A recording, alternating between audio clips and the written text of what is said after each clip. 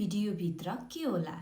भिडियोभित्र video नाम पदसँग पछाडि सँगै जोडिन आएको शब्द भित्र, यो नामयोगी शब्द हो। नमस्कार, व्याकरणका कुरामा आज हामी पद वर्ग अन्तर्गतको नामयोगी पदको बारेमा कुरा गर्नेछौँ। नाम, सर्वनाम, विशेषण, क्रियायोगी जस्ता पदहरूको पछाडि एउटै डिकोमा जोडिएर आउने अव्यय पदलाई नामयोगी भनिन्छ। यस्ता शब्दहरूले वाक्यमा शब्दका बीचमा सम्बन्ध जोड्ने काम गर्दछन्। आउनुहोस् नामयोगी पदका केही उदाहरणहरू हेरौँ। ऊ बजारसम्म पुग्यो। यहाँ नामयोगी शब्द नाम पदसँग जोडिन आएको छ। यहाँ तिमी बाहेक कोही छैन।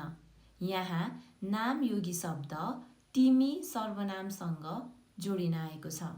तिमी राम्रोसित जाऊ।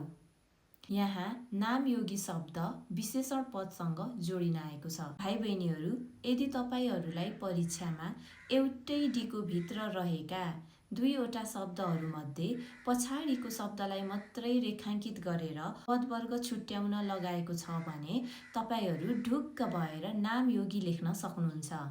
साथीहरू, यदि शब्दमा को काकी, रोरारी, नोनानी जस्ता षष्ठी विभक्ति लागेको अवस्था छ भने त्यो अवस्थामा नामयोगी शब्द छुट्टै लेख्ने गरिन्छ। जस्तै रुखको माथि, यहाँ को विभक्ति लागेको हुनाले माथि नामयोगीलाई छुट्याएर लेखिएको छ। हाम्रा लागि, यहाँ हामीसँग रा विभक्ति लागेको हुनाले लागि नामयोगीलाई छुट्टै लेखिएको छ।